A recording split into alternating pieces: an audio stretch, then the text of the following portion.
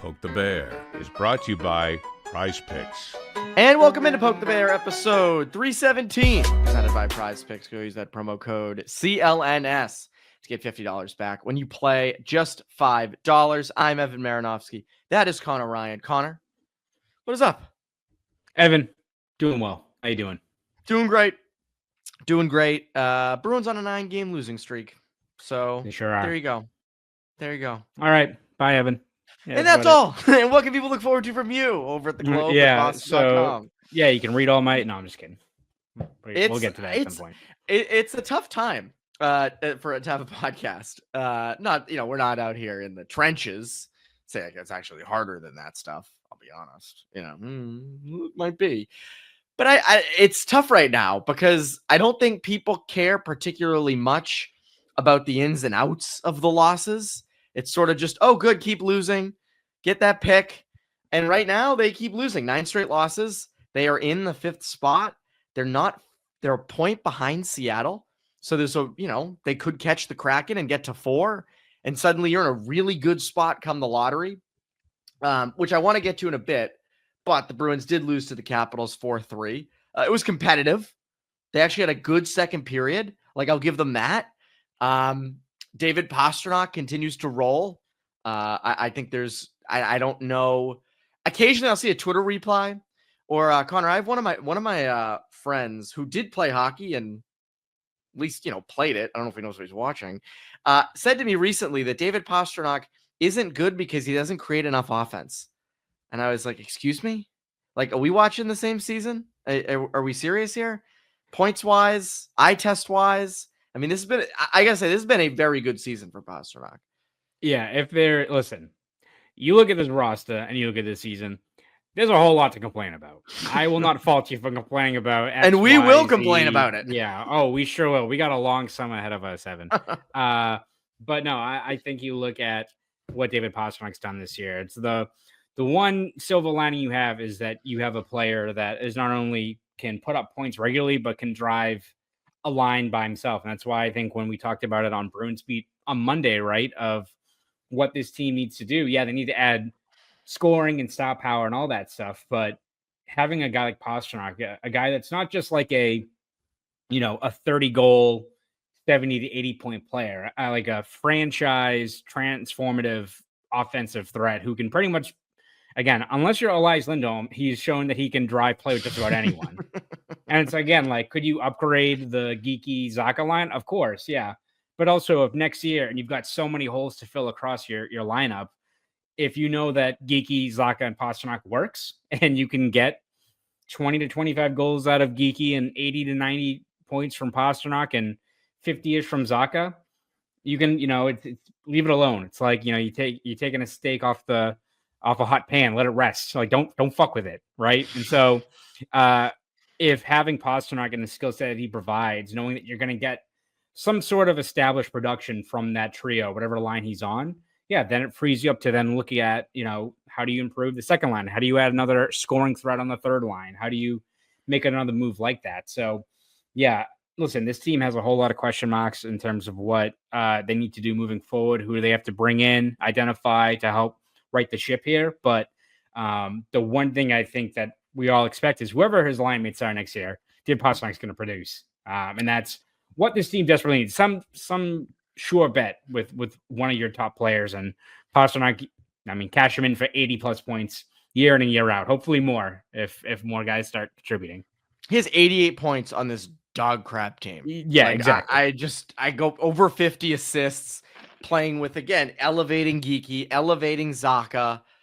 A lot of them have not come on the power play because the power play has been bad. So you can't even accuse him of, he's a power play merchant. That hasn't happened at all. So, and then you have Morgan Geekie who continues to produce. I say this in every Prizepicks read, but he's not far off from 30 goals. He's at 27. He scored again on Tuesday night. And it's interesting that it comes in this season. And I think one topic that you and I are probably going to dive deep on outside of the draft, I'm already getting tweets from people being like, this is going to be fun. We're going to break down every prospect, which we probably will. I think another intriguing storyline is Morgan Geekie. And, he's the pending RFA. do you try to move him? And I think the fact that they didn't move him at the deadline, we will never know. We probably will never know if they had a suitor or they would have got enough. But the fact that they didn't move him at the deadline and they moved everybody else makes me think that they want to hold on to him. Yeah, it's going to be fascinating to see what they decide to do with him, and also just if you keep him, what exactly that contract is going to be. Because with the way the market is jumping this year, especially with just the cap ceiling, I have no barometer as to what he's going to get. Right? I think before I think we really found out that the cap was going to jump up as much as it's going to the next couple of years, we're like, I'll keep him for 4. He definitely deserves a pay raise, right? But over 4, I don't know. But with the way the cap is he asking for 5, 5.25, 6, right? I don't know what exactly it's going to be. You look at what other guys are projected to get on the market. Look at a guy like Brock Besser, right? A guy that has, had a 30 goal season, is a guy that can light the lamp. He's pretty, at least you can expect him to have 20, 25 goals a season. You hope more, but you go into a few years ago, if he was in free agency, all right, 6.5 for what, his age and what you can expect from his production. Is a guy like that getting 8 now? And if that's the case, if a guy like Brock Besser, who probably is a more established, maybe a flashier player than a Morgan Geekie, if he's getting 8 and you can sign Geekie for 5.25, there might be some sticker shock. Or if you're looking at the way the market used to be, being all right, we banking on just him being a 30 goal guy every year, and there's risk involved with that. So you have to weigh that if you're the Bruins, whether that is the going rate and whether you're saving money in the long run, but also assessing is this just an outlier year? What can you reasonably expect from him? And also where's his team moving forward? Because I think ideally you want to keep a player that has produced, has good chemistry with David Pastrnak. David Pastrnak said chemistry a new way on that was a positive development. It wasn't chemistry. So he's, again, taking over the leadership role. He's able to say chemistry correctly. A lot of things changing today or this week for the Bruins. But yeah, if you're the Bruins and you're just desperate for NHL bodies, NHL contributors, I think ideally you want to keep Geekie, but also what is this team looking at as the long-term plan? Are they looking at righting the ship pretty quickly and getting back at it, which is what I think we expect. But if they are you know what, we might have a long road trash here. Yeah, maybe we just move on from him, get a good return, and then if we get a top 5 pick this year and we have another top 5 pick next year, then we're ready to roll. So I don't think that is how they're approaching things. I know people are get ready for McKenna watch. I don't think that's their plan. If they're on McKenna watch next year, it means more stuff has gone horrendously wrong, right? But what they do decide to do with Geekie is going to be really interesting, because I can't fully project what that dollar value is going to be just with the way the market is and just how much of a outlier season he's in right now and whether or not that should be the norm moving forward. I was going to say, I was reading The Athletic. They did, Scott Wheeler had his early 2026 NHL draft rankings. And I'm all right, my next one, it's Casey Mutrin in the 08s. That's my guy. Yeah. He's from, he went to Sebs. I covered him for a couple of years. I think Wheeler had him at in the tier 3 range. And that's a first round pick. Mm-hmm. So that's my market. April 2nd, 2025. The Bruins are going to draft Casey Mutrin in the 2026 NHL draft. There you go. Bingo. He actually would be a very typical Bruins centers two-way guy. But you're right. I agree with you. They're not going to be, I don't think they plan on being in on Gavin McKenna next June. But I think the one concerning thing for me with Geekie, and we talk about this all the time, and when they got him, you were pounding the drum of hey, there's a lot of untapped potential here. The other side of that is he's shooting 20% this season. And that's a scary thing because that's not going to happen every year. Now, if you stick him with Pastrnak, is it crazy to think he gets 20 to 25 goals a season? I don't think that's crazy. But to think he's going to do what he's doing this year every year, I think is a little bit of a problem. But again, you need bodies next year. You need a roster. You can't just deal everybody for picks and then be oh, well, how do we stink so bad? He's a guy who has produced for you. He works with Pastrnak. I'm okay with keeping him around at the right price.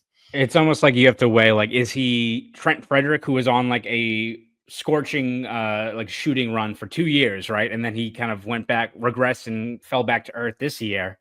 And it's still a useful player, but not a guy that, again, you wanted to pay a new contract for. Like, is he a Frederick or is he like a Chris Kunitz, like a solid middle six player that you put him with a star talent and they just have chemistry that you can get 25 goals to reliably out of him, right? Like that's Chris Kunitz wasn't a guy driving a line or anything like that. But No. when you have that spot with a star player, then he provides pretty good value if you keep him with that group. So that's, I think, what you have to assess how the Bruins view him and what they, more importantly, project him to be over the span of a longer contract. People forget that Geekie's also 26. People think that he's like, 30 or something, but he's still pretty young. That's why he's got the RFA status still with him. Yeah. I want to get to the 5th pick in a second, but I do have one leftover thought from that Caps game. Yes. Weirdly optimistic and goes in line with what you and I have talked about, where I think the Making Bruins playoffs view. this year. Yeah, they're only 10 points out of the wild card spot. They're making it this year. It's an indictment on the East that they're still just 10 points out. Which the is comeback insane. is coming. The comeback is coming. It's more so like when I look at the Caps, right? And we've discussed the Capitals as sort of a roadmap for how the Bruins can get back to contention. Strome, 72 points. Protas, 66. Ovechkin, 65. Dubois, 63. Wilson, 61. McMichael, 54. You get on defense. You have Carlson with 47. Chychrun with 46. Sandin with 28. Now, I'm not saying that the Bruins are going to replicate that next year. But given that almost every player has had a down year, has been bad.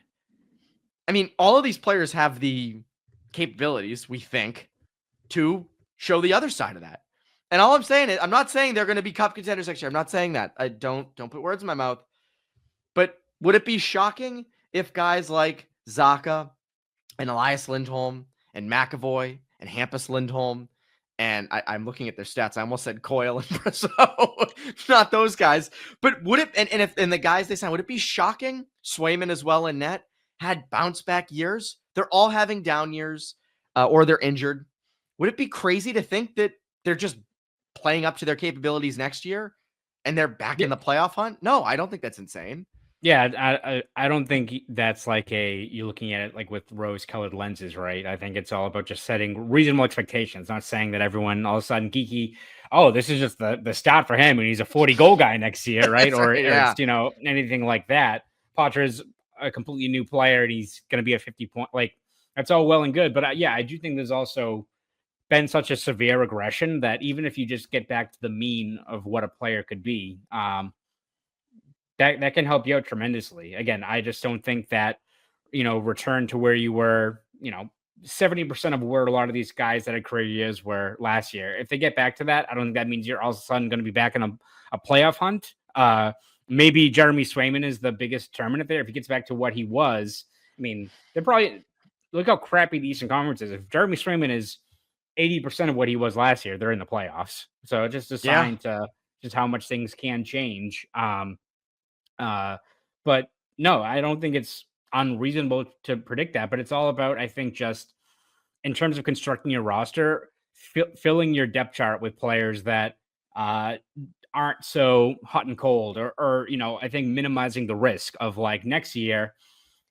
Yeah, you're hoping that Geekie can be another 30-goal guy. Hell, it'd be great if he builds off of it. Maybe it's 35 next year. But if he's more of a 21-goal guy, do you have other guys in place that can carry that burden, right? Like, again, you look at Washington's depth chart. They've got so many guys that even if it's, not the Ovechkins or the Dubois or Stromes, all the guys you said, they've got like Mangiapane, they got McMichael, who was on like the 4th line, but he's got 50 points. Like all across their lineup, even like their 4th line, right? Like Nick Dowd's been one of the better 4th line centers in the league for a while now. You got Lazeller, you got Duhaime. Ryan Leonard now gets added to the mix. Yeah, exactly. Like you look at like that depth chart compared to like the Bruins, and it's like, again, the Bruins roster is what it is. They've got a lot of guys up, but how many guys on the Bruins roster would crack the Capitals lineup? It's not like the Capitals have full lines of all-stars, right? It wasn't like the 2023 Bruins, but they've just got NHL level talent that all fill roles and all can, you know what to expect from them night in and night out.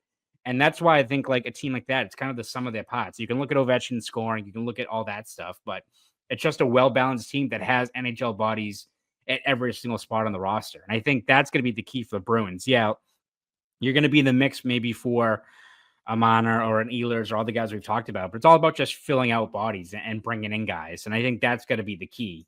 You hope that it's a guy like Fraser Minton can step up or other younger players, but I think you have to make more of an effort this offseason just to bring in guys that, you can reliably, project what they can offer you next year. That's what this team needs is some stability because right now it's way too hot and cold. And you saw just how much things went off the rails off of 3, 4, 5 players regressing this current season. I mean, is Elias Lindholm even the fourth line center for the Caps right now? Dude, I mean, I don't know. I think it's a legit question. And Elias Lindholm makes almost $8 million per season. And you're 100% right with the idea of who on this roster right now makes that Capitals roster. It is not many. But again, if they can just rebound a little bit, they're at least in the hunt for a wild card spot next year. I want to get to the 5th pick because that's what everybody cares about. That's what everyone's excited about. But first, our friends at Prizepicks, the best way to get action on sports in more than 30 states, including California, Texas, and Georgia. The app is really easy to use to create a lineup. All you have to do is pick more or less on a few player stats for your shot to win up to 1,000 times your money. Prizepicks is the best place to win cash while watching sports. Join over 10 million users and sign up today. On Prizepicks, you can mix and match player projections from different sports. Combine your favorite hockey players with players from baseball, basketball, esports, and much more. Prizepicks offers Venmo, Apple Pay, MasterCard, and more for quick and easy deposits into your account this sports season. Don't miss your chance to cash in as the league's best fight for playoff positioning. You can do baseball, so little Red Sox, Orioles the next couple days, and they're back home against the Cardinals. So there you go. Bruins wise, we've said it. How long, Connor? I think the entire season. Yeah, that's about right. Pastrnak and Geekie. Those are your two. Take one of those guys. So download the app today and use code CLNS to get $50 instantly after you play your first $5 lineup. Again, download the app, use code CLNS, get $50 instantly after you play your first $5 lineup. Prizepicks, run your game. Connor, I spent about 35 to 40 minutes, maybe longer, on Tuesday night going back through podcasts you and I did in September and October. And one of my friends or one of my roommates heard me on my phone listening to us and said, wow, you've got a pretty big head, actively just watching yourself. And I said, are you kidding me? I always watch it. But I finally found the clip, the OG clip back, I think it was October 1st when things got real bad. Wow, nice voice crack by me. Real bad. It sure did get bad. They got bad with Swayman. And that was when we floated the idea of deal him to San Jose for the number 1 pick and get James Hagans. Now, Jimmy Hagans, as I call him. Jimmy Hagans. I did notice that. I was like, wow, you and him are real close. Love those BC guys. You're in with them. Now, the tough thing is a lot's changed since then. Obviously, number 1, Swayman did not have to be traded, although I think some fans wish that he was.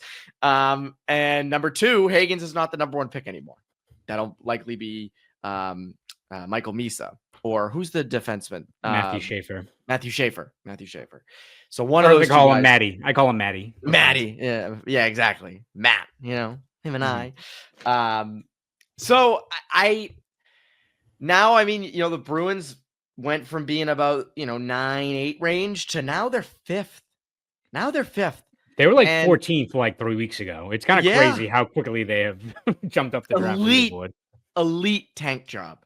Elite, truly something special to do that in that span. Now, the big thing is if you can get to 4 and you can pass Seattle, you have a chance. You have a 3 and 4 chance.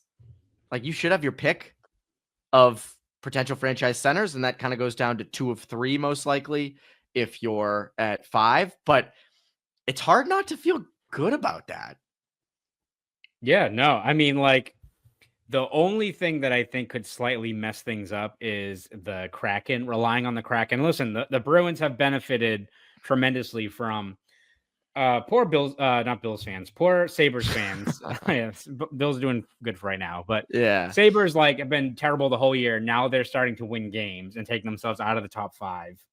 And then you've got Philly with the great decision to fire Tortorella and get the post-coach firing bump right before the end of the season. So you're getting yourself out of that top 5 contention. So that's benefited them right now. But you then look at like the Kraken and who you have to rely on them beating.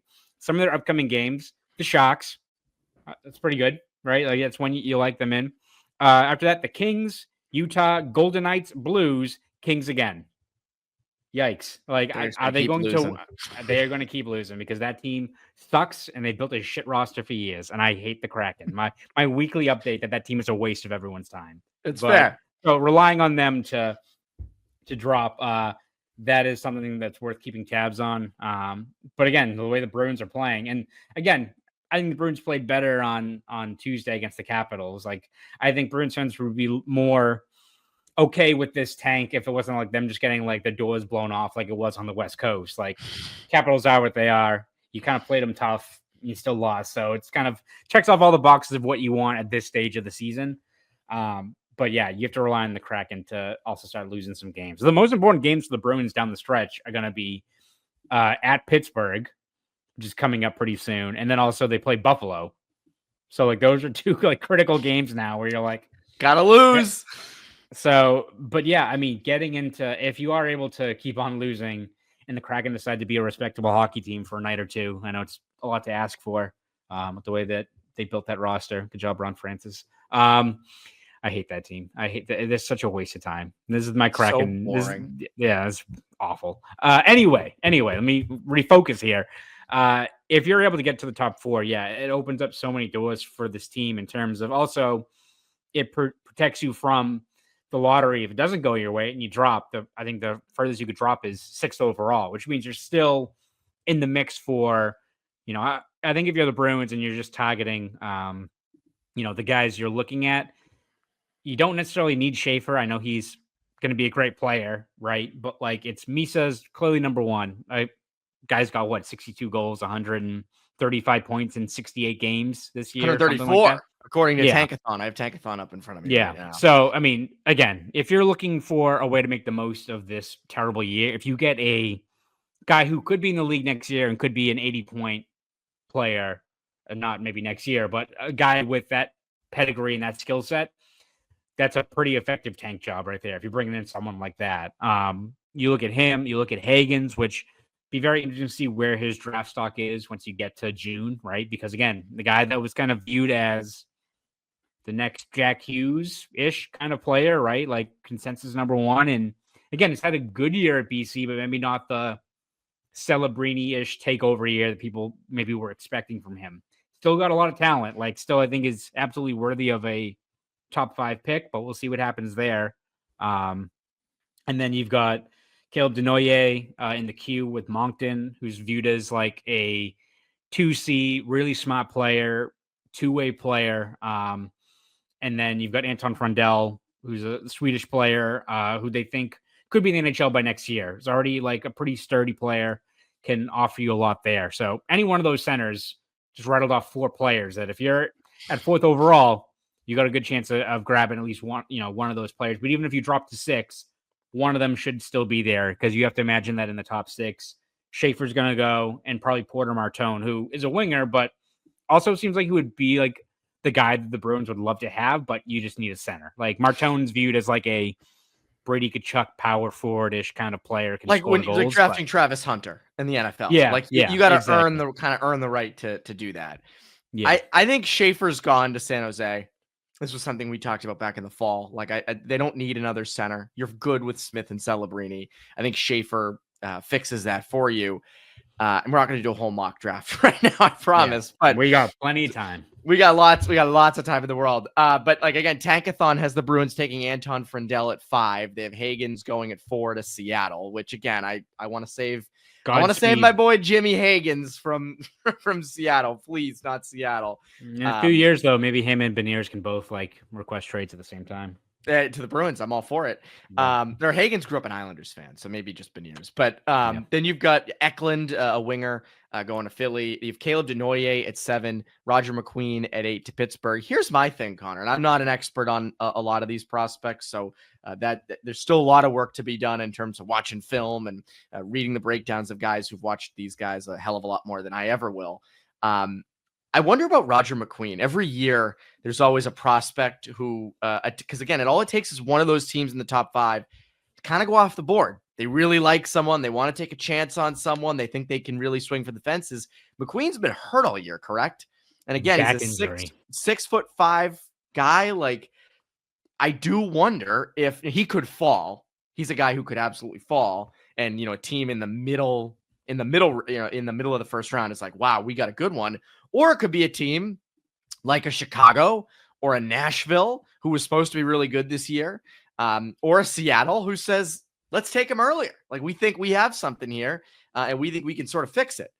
And then suddenly the draft board shuffles, and you're at even 5, and you've got Frindell, Denoyer, potentially a James Haggs, and Jimmy. Suddenly you've Jimmy Haggs. We're effectively changing his name to Jimmy because of you. He's got to change his name to Saul. They draft him. Yeah, they draft him. I'm gonna call him Jimbo. Jimbo. What do you think of getting picked by the Bruins? How do you feel, kid? Again, I got some hate on Twitter from people being like, Haggs is the number 1 pick, and it's like, did you read the tweet October 1st? That was not the case at the time. But I would also say this is a kid who, and we'll talk about Haggs a lot more as the offseason goes on, so I don't want to spend all day today talking about it. But this is someone who is still really freaking good. Yeah. And I don't think the Jack Hughes comparison is dead. There have been a lot of really good NHL players who were solid in their first year. He was a point per game guy in his first year. Again, I always go back to Cale Makar. That's my guy for that type of thing where it's like you come back for your second year. Now, if Haggs leaves for the NHL team that drafts him, I'm not going to like that.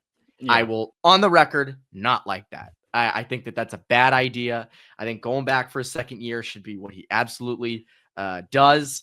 Flourish and then leave if you're really ready. I don't think there's any rush to go. And I would hope any NHL team that picks him says that. But I still believe that he's going to be really freaking good in the NHL as a number 1 center someday. I absolutely do. I think he's too good of a setup man. He's smart. His skating's too good.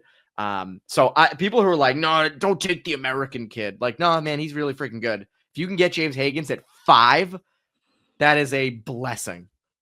Yeah. I think it's why it's the most important thing is just getting into that top 4 or 5, because I think it just eliminates some of the risk. And again, like, it remains to be seen maybe what Haggs is at the next level, but like, he is a talented player, right? Like, I think he can still produce at the NHL level, and you just need a player like that. I think if you get down to 7 or 8, like, there's guys like McQueen who is really intriguing, big body, concerns about his skating and also his back injury, which not great. And then you've got like O'Brien, who's down there, has the potential to be a second line center, but I think he's a couple years away in terms of his development, pretty raw. You've got Bear, who's been a really productive player, but I think he's coming off an Achilles injury. Like, there's a lot of talent down in that part of the draft, guys that I think would fit in well. I would love for the Bruins if they had like another first round pick, like 15 or so, because I think there's going to be a lot of like really solid, like, supporting cast kind of players that like maybe aren't top line players, but like you look at Bear, Cameron Schmidt, who's like 5'7", but is a dynamic winger. There's guys that I think would be NHL level players in a year or two and can start contributing pretty early. So I think when people say the draft's not great, I think there's like projectable NHL guys, which you just need at this point. But if you get in the top 5, you're getting a pretty great prospect in terms of what you're projecting. Like, Haggs might be technically like maybe the biggest risk out of all those guys. And like, yeah, no, he is. If he's not, I think he is. Even if he's not, I think he's still like a productive player. Like, I think Denoyer and Frindell have really, really high floors in terms of like not 3C. Like, I think they could be like at worst like a pretty solid 2C player, like 50 points, good 2-way game. And I think they have more to give. That's just like my floor for them. And I think Haggs could be a 80-point dynamic top line center, or maybe he's a top 6 wing center or something. Say, like he gets put on the wing.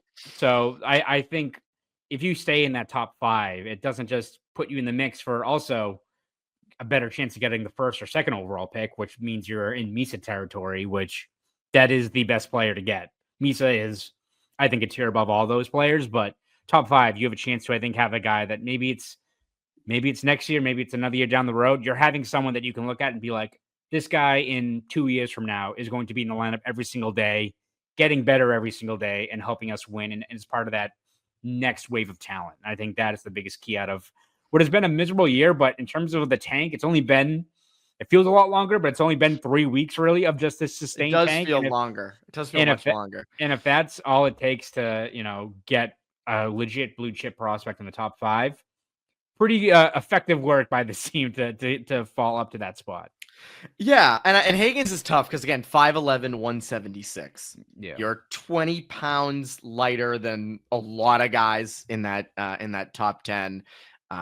You're under 6 feet, as we always joke. The 5'11" versus 6 foot thing is real, and I think you want to get as high as you can in the draft, obviously, to expand who you can get. I think if you're between Haggs, Frundell, and Denoyer at number 4 as the center, it's like that's a pretty good choice. Like I don't think you can really go wrong with any of them. And I think, unfortunately, the worst case scenario, if one of them doesn't pan out, obviously we'll blame them for not taking the others.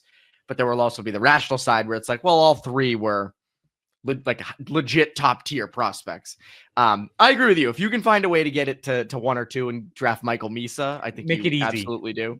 Yeah, that's the easiest way to do it, because he is a tier. The more I start watching him, I'm like, this guy is.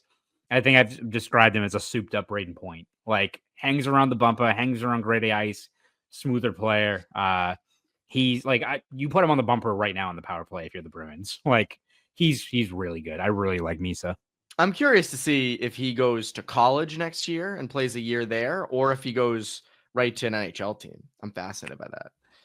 The Bruins would be like, yeah, I heard you want to go to a ComAv. That wouldn't be too bad. Join us in March. Maybe the Bruins are on McKenna watch, and all of a sudden you bring this guy in and he bumps him out of McKenna watch because he's so good. No, no, you must stay at BU, stay a second year. Yeah. It'll be interesting to see. There's a lot more with draft stuff. We'll go deep on prospects. We'll go deep on potential trades up. If they end up with like the 4th pick, do they trade up to 1 or 2? I don't know. We'll discuss that as the season goes, or as the off season goes along. We're not even at the off season yet. There's still games left to be played. And someone that we wanted to see more of was Fabian Lysell, and Lysell was benched, didn't play against Washington. Sacco said it was a matchup thing. They brought up Jeffrey Viel. Viel gets in a fight. Really good fight. I mean, that was a freaking extended fight. I thought I was watching like The Irishman, who was going on for so long.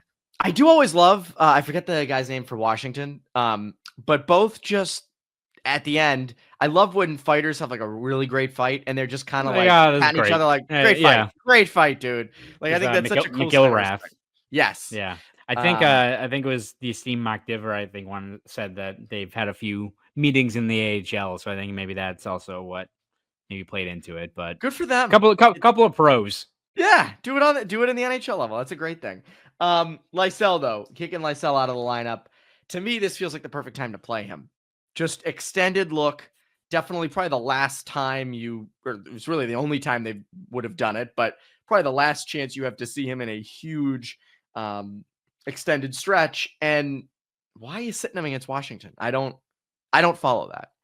Yeah. Again, I just think you look at the opportunity right now with this team, and no opportunity when they're getting smoked every day. It's not great, but this is your window of having kind of consequence-free hockey, right? Where you're able to just give these guys 15, 16, 17 minutes a night and see what they have to offer. Like, you look at like Hustendinov, who's gone kind of quiet over the last couple of games. Again, helped set up Lettieri's goal, and it was a good play by him. But I think what you've seen from a player that probably shouldn't be getting 15, 16, 17 minutes a night, but you're seeing what his value could be if he's on the 3rd line next year or 4th line as a dependable player that has a little bit more skill that he can showcase.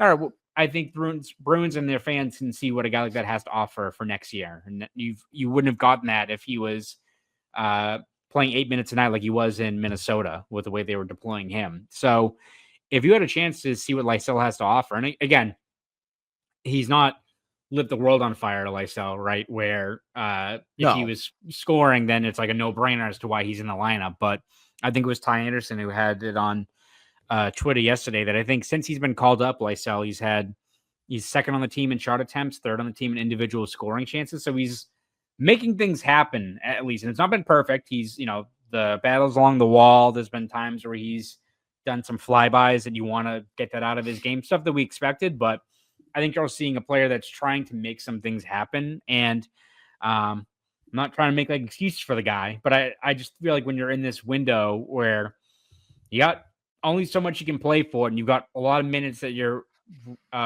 ready and willing to hand out, I'd like to see what a guy like Lysell can do. Maybe he gets on a roll, and if we play him down the stretch here for these, 7 games left, and he's got 0 goals and 1 assist, and you've given him that extended time, well, then But, I'd rather you play things out with nothing left to lose than just, have him in and out of the lineup. Now is the time to do it. Unless we get into next year, and they are on McKenna watch, and they've got another extended stretch where they're really playing poorly and there's nothing much to play for, and you want to see what the next wave of guys can do. Now is your chance to see what a guy like Lysell has to offer. I agree. I mean, this is the time. It also feels like, we're hitting that point with Lysell and Merkulov where aren't they requesting trades at some point? I'm not saying that they're going to, or I know that they are, but given their situations and kind of given what they've been through here, I'm curious if those guys, if we hear anything from their agents over the offseason of all right, it's time. Please ship me somewhere else.